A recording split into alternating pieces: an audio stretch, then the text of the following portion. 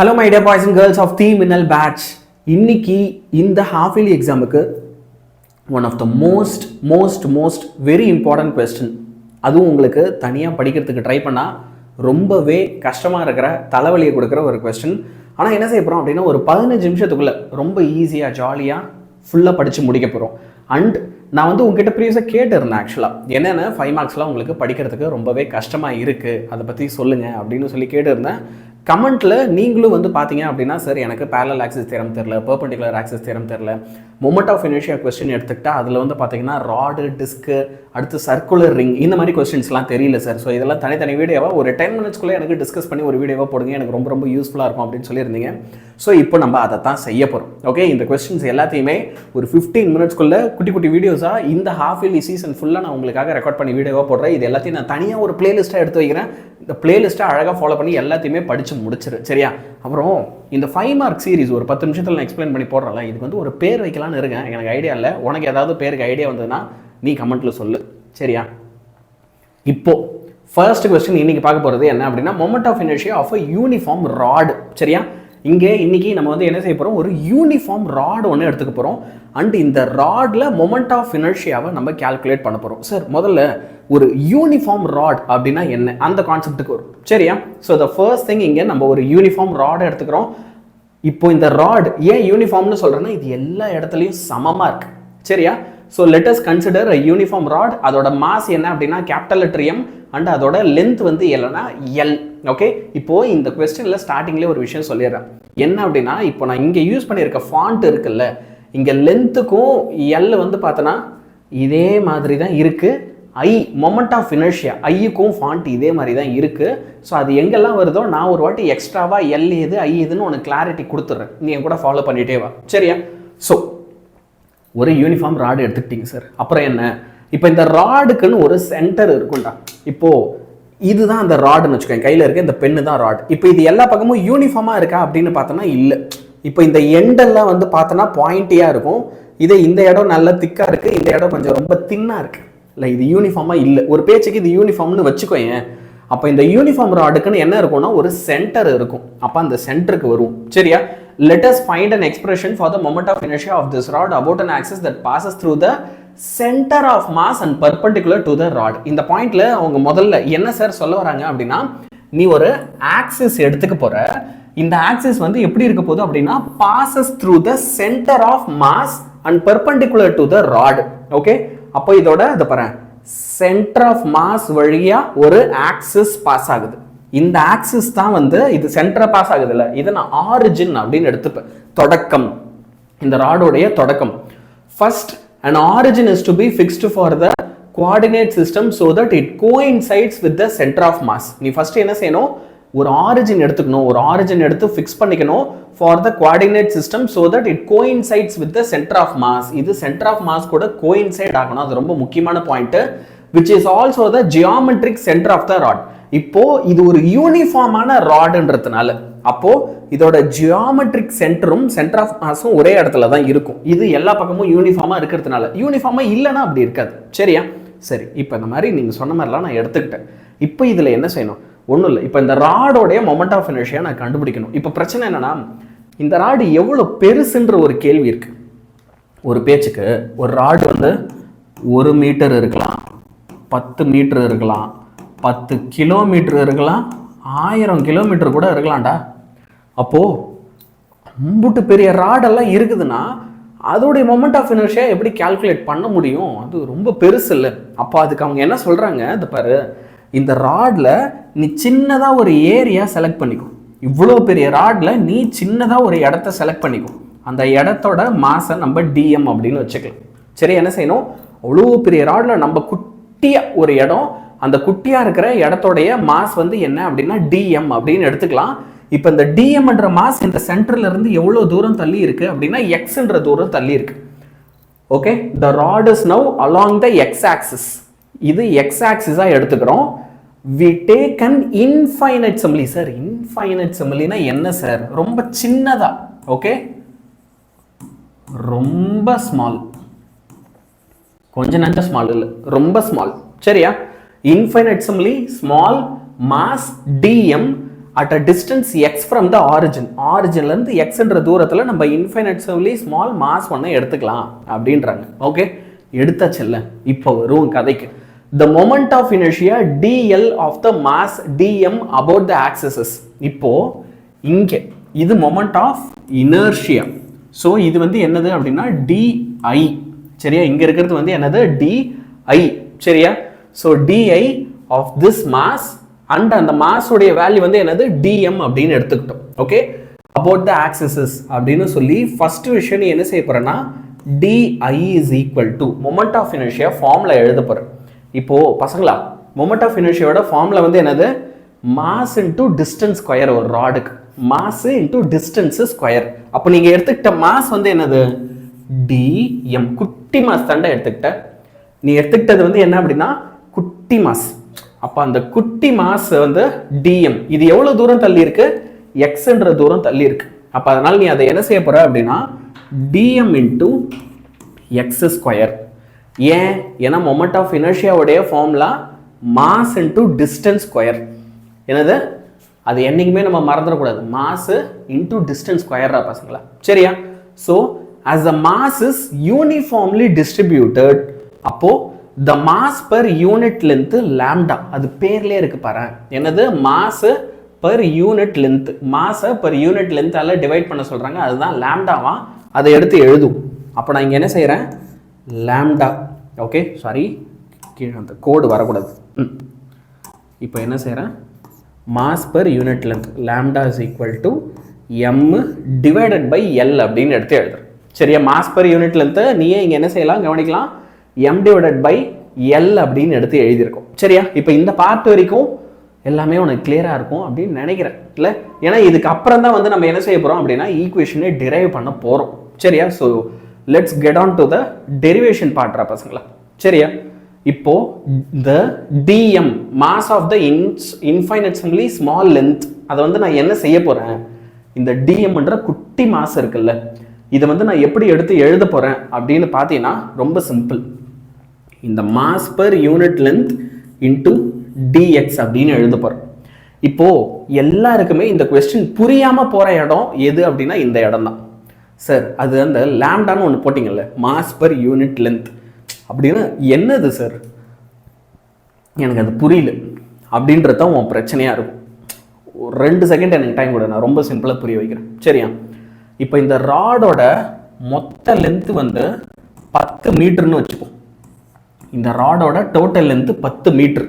இப்போ நான் இந்த குட்டி இடம் எடுத்துக்கிட்டேன்ல dm, இதோட லென்த் வந்து என்ன அப்படின்னா 1 மீட்டர். சரியா, இப்போ இந்த dm உடைய வேல்யூ ஒரு பேச்சுக்கு நான் வந்து என்ன வச்சுக்க போறேன் அப்படின்னா 2 kg தான், 2 கிலோ. அந்த dmன்ற அந்த குட்டி செக்ஷன் மட்டும் என்னவா இருக்கு? 2 கிலோவா இருக்கு. அப்போ 1 மீட்டர் தூரம் எத்தனை கிலோ அப்படின்னா 2 கிலோ. அப்போ 10 மீட்டர் என்னவா இருக்கும்? 1 மீட்டர் வந்து 2 கேஜியா இருந்தா அப்போ 10 மீட்டருக்கு நீ வந்து என்ன செய்வோன்னா 10 × 2 = 20 kgன்னு எழுதும். கரெக்டா? அவ்வளவுதான் இந்த மாஸ் பர் யூனிட் லென்த்ன்ற டெக்னிக். சரியா, இப்போ எனக்கு 1 மீட்டருக்கு எவ்வளோ மாஸ் இருக்கு அப்படின்னு அப்போ தெரியணும்னா இந்த டெக்னிக் வச்சு நம்ம என்ன செய்யறோம்? ஓகே, 1 மீட்டரோட மாஸ் என்னன்னு தெரிஞ்சா 10 மீட்டருக்கு எவ்வளோ நம்ம சொல்றோம்ல, இதுதான் மாஸ் பர் யூனிட் லென்த்தோடைய டெக்னிக். இப்போ dx தான் வந்து இங்கே என்ன அப்படின்னா அந்த 1 மீட்டர். சரியா, dx தான் வந்து இங்கே என்னது 1 மீட்டர். சரியா, அப்போ அதே மாதிரி இந்த dm தான் வந்து என்னது? dm தான் வந்து அந்த 2 kg. dm தான் வந்து 2 kg.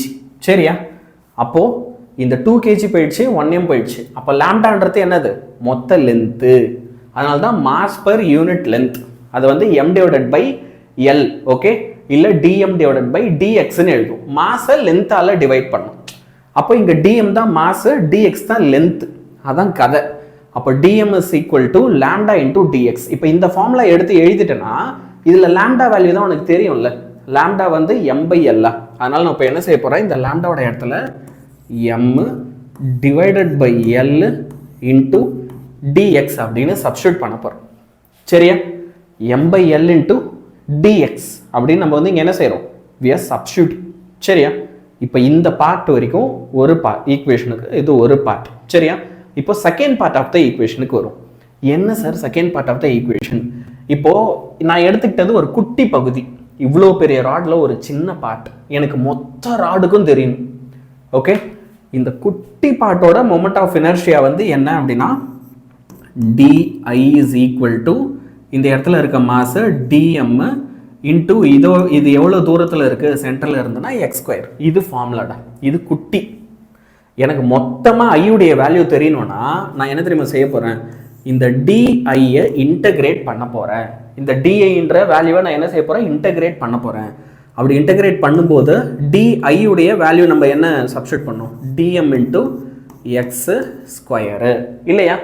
இப்போ டிஎம் வேல்யூ என்ன கண்டுபிடிச்ச, m divided by l into டிஎக்ஸ்ன்னு கண்டுபிடிச்சேன் இல்லையா? இந்த பேர் m divided by l into dx. இதில் ஒரே ஒரு விஷயம் தான் நான் மாற்றி எழுதுறேன். என்ன மாற்றி எழுதுறேன்னா அதே ஃபார்முலா தான், m by l first integration போட்டுருவோம், அப்புறம் டிஎம் இடத்துல m பை எல் டிஎக்ஸ் பண்ணோம்ல, ஃபஸ்ட்டு x² போட்டுட்டு அப்புறமா டிஎக்ஸ் போடுறேன். மல்டிப்ளிகேஷன் தானே, சும்மா அந்த ஆர்டர்ஸை மாற்றி எழுதுறேன், எனக்கு ஈஸியாக இருக்கணும் அப்படின்றதுக்காக இப்படி எடுத்து எழுதுறேன். சரியா? இப்போ இதுக்கப்புறம் என்ன சார் பண்ணணும், இதில் எதெல்லாம் கான்ஸ்டன்ட்டோ அதெல்லாம் வெளியெடுத்துரு. Mass constant mass constant, length constant, headset போட்டவங்களுக்கு ரொம்ப சாரி. அப்போது எம் டிவைடட் பை எல் வெளியே வந்துடுச்சுன்னா இன்டகிரேஷன் ஆஃப் x² dxன்னு நமக்கு ஒரு டேர்ம் கிடைக்கும். சரியா? x² dx. ஓகே, இப்போது இதில் இன்னும் ஒரே ஒரு விஷயம் தான் மிச்சம் இருக்குது. அது என்ன அப்படின்னா லிமிட்ஸ். நீ இன்டகிரேட் பண்ணுற அப்படின்னா எப்பயுமே அதில் லிமிட்ஸ் ஆட் பண்ணுவல்ல, அந்த லிமிட்ஸ் எப்படி ஆட் பண்ணணும்னு நான் கற்றுறேன் பாரு. இப்போது இதான ராடு, சரியா? இந்த பக்கம் வந்துடுறேன், இதான ராடு. இப்போ இந்த ராடோட டோட்டல் லென்த் வந்து நான் என்னென்னு எடுத்துக்க போகிறேன் அப்படின்னா எல் அப்படின்னு எடுத்துக்க போகிறேன். அப்போ சென்டர்லேருந்து இந்த பக்கம் வரைக்கும் இருக்க லென்த்து ப்ளஸ் L/2, சென்டர்லேருந்து இந்த பக்கம் இருக்கிறது மைனஸ் L/2. ஏன்? ஏன்னா நம்ம இதை ஒரு கிராஃப் மாதிரி பார்க்குறோம். இதை எப்படி பார்க்குறோம், we see it as a graph. அப்போ ஒரு கிராஃப் மாதிரி பார்க்கும்போது இந்த சென்டர்ல இருந்து இந்த பார்ட் வரைக்கும் இருக்கிறத ப்ளஸ் L/2னும், இதே கிராஃபுக்கு இது எக்ஸ் ஆக்சிஸ்ன்னு தானே சொன்னேன், இது எக்ஸ் ஆக்சிஸாக நான் கன்சிடர் பண்ணுறேன்னு தானே சொன்னேன். அப்போது இந்த எக்ஸ் ஆக்சிஸோட சென்டரில் இருந்து இந்த பக்கம் போனால் மைனஸ் தானே, அதனால் இதை மைனஸ் L/2ன்னு எடுத்துக்கிறேன். அப்போ அதான் லிமிட்ஸ். இப்படி தான் நான் லிமிட்ஸ் அப்ளை பண்ண போகிறேன். as the mass is distributed on either side of the origin, the limits for integration are taken from minus L/2 to plus L/2. இப்போ அதை கண்டுபிடிச்சி நீங்கள் என்ன சார் பண்ண போகிறீங்க, அதை என்ன பண்ணுற பார், I is equal to m divided by L. அதுக்கப்புறம் நம்ம என்ன செஞ்சோம், இங்கே x² வச்சுருந்தோம். அந்த x²க்கு என்ன அவசரப்பட்டேன், இன்டகிரேஷன் சிம்பிள் யார் போடுவா, ஆனியன் சார் தான் பண்ணணும், நீயா போடுவ. Minus L/2 plus L/2. இப்போ எழுதும் m டிவைடட் பை எல், அப்புறம் வந்து ஒரு x² இருந்தது, அப்புறம் இங்கிட்டு ஒரு dx இருந்தது, அந்த m/l வெளியே வந்தது. I is equal to m divided by வெளியே வந்ததுக்கப்புறம் x² நீ இன்டகிரேட் பண்ணால் அது x³ டிவைடட் பை 3 அப்படின்னு மாறிடும். விச் மீன்ஸ் அப்போ அது ப்ளஸ் L/2 மைனஸ் L/2 அப்படின்னு லிமிட்ஸ் அப்ளை பண்ணலாம். சரிங்க, என்ன சார் பண்ணீங்க நீங்கள், அது என்ன x² இருந்தது, x² எப்படி x³ டிவைடட் பை 3ன்னு மாறுச்சுன்னா இன்டகிரேஷன் ஃபார்முலா. ஓகே, நீ எக்ஸ்ன்ற ஒரு டேர்மை இன்டகிரேட் பண்ணுற அப்படின்னா அப்போ எக்ஸ் இதுக்கு என்ன பவர் இருக்குது, 1. அப்போ அந்த 1 கூட +1 ஆட் பண்ணி அதே மாதிரி 1 + 1 ஒரு டேர்முக்கு என்ன பவர் இருக்கும் இன்டகிரேட் பண்ணும்போது, சே n ஒரு டேர்ம் இருக்குன்னா அப்போ x⁴ அந்த n கூட +1 போட்டு டிவைட் பண்ணி n + 1ன்னு எழுதணும். இப்படி தான் இன்டகிரேட் பண்ணணும். அப்போ இங்கே எனக்கு 2 இருக்குது, அப்போ 2 இருக்கிறதுனால அது கூட +1 பண்ணுறேன், அப்போ 2 + 1 3, அப்புறம் அதையே டினாமினேட்டர்லையும் போடணும். இதுதான் ஃபார்முலா, தெரிஞ்சுக்கோ. இப்படி எடுத்து எழுதிட்டு இப்போ லிமிட்ஸை அதுக்குள்ளே அப்ளை பண்ணணும். அந்த L/2ன்ற லிமிட்டை கொண்டு போய் இந்த எக்ஸோட இடத்துல சப்ஸ்டிட் பண்ணணும். இப்போ அதான் கொஞ்சம் நேர்த்தியாக பண்ணணும், இல்லைன்னா கேர்லெஸ்ஸாக மிஸ்டேக் பண்ணிவிடுவோன்னு வச்சுக்கோங்க. இப்போ I is equal to m divided by L போட்டுட்டு இந்த எக்ஸோட இடத்துல என்ன செய்ய போகிறேன், L/2 ஹோல் கியூப். ஓகே, இந்த எக்ஸோட இடத்துல எக்ஸ் கியூப் இருக்குல்ல, எக்ஸோட இடத்துல L/2 போட்டதுனால L/2 whole cube divided by 3. சரியா, டிவைடட் பை 3 ஆச்சா. அதுக்கப்புறம் மறுபடி ஒரு ப்ளஸ். சார் ஏன் சார் ப்ளஸ் போடுறீங்க? ஏன்னா ஆக்சுவல் ஃபார்முலால மைனஸ் தான் வரும். ஆனால் இது மைனஸ் L/2 இல்லை, இது வந்து என்னது minus L/2. So minus into minus என்ன ஆகிடும், ப்ளஸ் ஆகிடும். சரியா, அது சார் எனக்கு புரியலிங்களே அப்படின்னா ஒன்றும் பிரச்சனை இல்லை, உனக்காக நான் மைனஸ் போட்டு திரும்ப சும்மா இங்கே சப்ஸ்டியூட் பண்ணி காட்டுறேன். இந்த பாரு, இப்போ வந்து நான் என்ன செய்ய போகிறேன், மைனஸு L/2 எக்ஸோட இடத்துல அதுக்கு ஒரு ஹோல் கியூபு டிவைடட் பை 3 இப்படி சப்ஸ்டியூட் பண்ணுறேன். இப்போ அந்த மைனஸும் ஆப்வியஸாக என்ன ஆகும், ப்ளஸ் ஆகும். சார் இந்த L/2 ஹோல் கியூப் பண்ணால் என்ன வரும், 2 into 2 into 2 2 8. So I is equal to m divided by L. அடுத்து இந்த ப்ராக்கெட்குள்ளே ஒரு L cube divided by 8 into 3. 8ம் 3யும் மல்டிப்ளை பண்ணால் என்ன வரும், 24 வருமா? நான் அதை டேரெக்டாக இங்கேயே 24ன்னு நானே போட்டுறேன். அது 2-3 ஸ்டெப்லாம் எழுத வேண்டாம். நம்ம என்ன பண்ணிடலாம், இங்கேயே L cube divided by 24 plus L cube divided by 24ன்னு எடுத்து எழுதிடும். இப்போ இதுவும் L கியூப் பை 24, இதுவும் L கியூப் பை 24, ரெண்டுத்துக்குமே டினாமினேட்டர் சேம். அப்போ டேரெக்டாகவே ஆட் பண்ணலாமா? அவ்வளோதான். அப்போ ஆன்சரே ஆல்மோஸ்ட் வந்துடுச்சு. I is equal to m divided by L, அதுக்கப்புறம் 2L கியூப் டிவைடட் பை 24ன்னு ஒரு ஸ்டெப்பு கிடைக்கும். இதில் இப்போ என்னென்ன டேர்ம்லாம் நீ கேன்சல் பண்ணலாம் பாரு. இப்போ இதில் நீ என்னென்னா இந்த கேபிட்டல் லெட்டர் Lலும் L கியூப் போயிடுச்சுன்னா இங்கே ஸ்கொயர் வந்துடும். அடுத்து மேலே 2 இருக்குது, 24 இருக்குது, 12 கிடைக்கும். அவ்வளோதான், முடிஞ்சு. I is equal to 1 divided by 12 m L square. Final answer. இதோட முடிச்சிட வேண்டியதுதான். அப்போது ஒரு ராடுக்கு மொமெண்ட் ஆஃப் இனர்ஷியா என்ன அப்படின்னு கேட்டால் I is equal to 1/12 ml square அப்படின்னு எடுத்து நீ அழகாக ரிவைஸ் பண்ணிடலாம். கிளியரா? எஸ். இப்போ இதே மாதிரியே நான் வந்து disc, okay, ring, parallel axis theorem, perpendicular axis theorem, இந்த மாதிரி நீ என்னென்ன கொஸ்டின்லாம் கேட்டு இருந்தியோ எல்லாமே 15 மினிட் நிறைய குட்டி குட்டி வீடியோஸாக போட்டுகிட்டே இருக்கேன்.